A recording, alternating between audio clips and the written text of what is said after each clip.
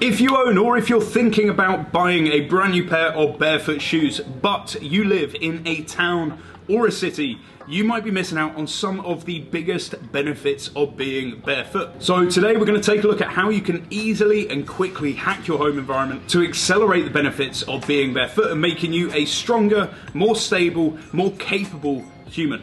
Welcome to Good Time Hunting. Thank you so much for joining me. Let's get stuck into it.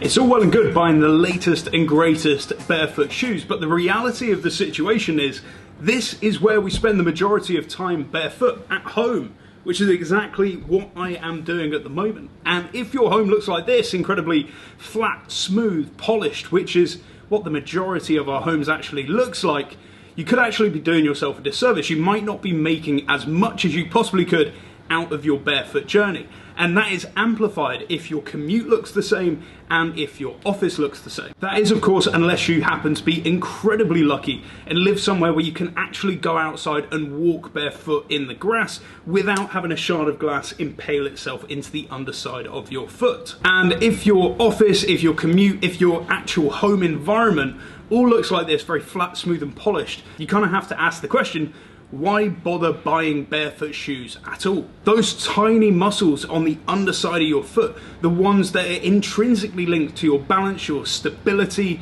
to your general ability to move through day-to-day life, they're not being worked to their full potential on flat, stable ground. So today we're going to do something about it. We're going to hack our environment. We're in a brand new flat in Indonesia at the moment. Everything is polished concrete, polished wood. There is nothing sensory for the foot. So I'm going to tear this apartment apart. I'm going to find little things that you probably have in your home as well to create a sensory place for the foot. Somewhere that I can stand for 2 to 10 minutes each day, either in the kitchen or in the bathroom, to help offset the 99% of the time that I spend walking around on flat, stable surfaces. So let's get stuck into it.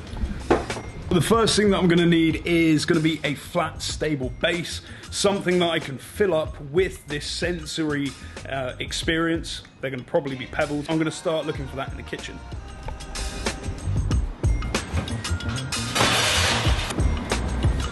I think this will probably work quite nicely. The sides are quite shallow, slightly higher sided box, and something probably a bit bigger would be ideal. The second thing that I'm going to be needing is actual texture. I'm going to pilfer the plant pots for that one.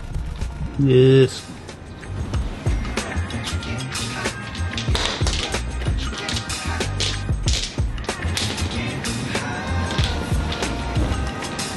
I feel like Santa Claus with a little sack. Little sack of stones. That'll do. Obviously you want to make sure that your stone's nice and clean.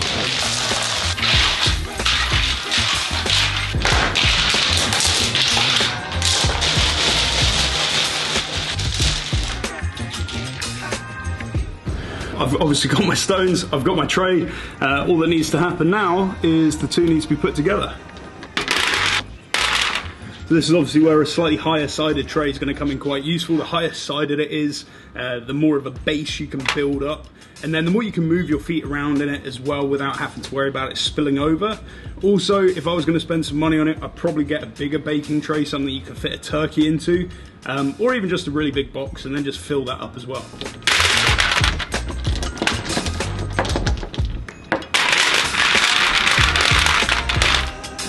Cool.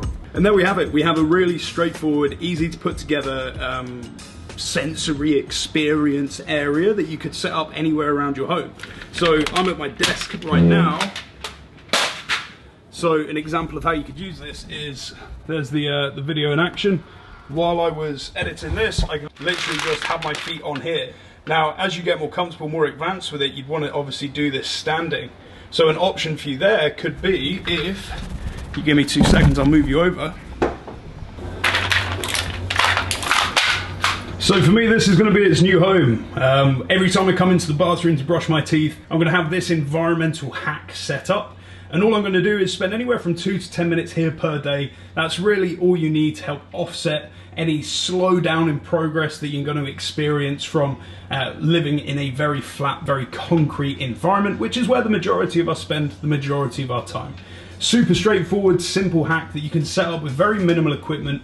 Yes, you could do a really good job of it if you went down to a local DIY store, got a slightly higher sided box, got some fancier pebbles, but really, this is kind of all you need. I hope you've enjoyed this video today. If you did, please make sure you hit that like button, leave a comment in the comment section down below, and if you haven't already, smash that subscribe. It's really gonna help me out as a small creator. Lets YouTube know that I'm doing a good job and helps me get in front of more people. But apart from that, thank you so much for coming to Good Time Hunting. Look forward to seeing you in another video again very soon.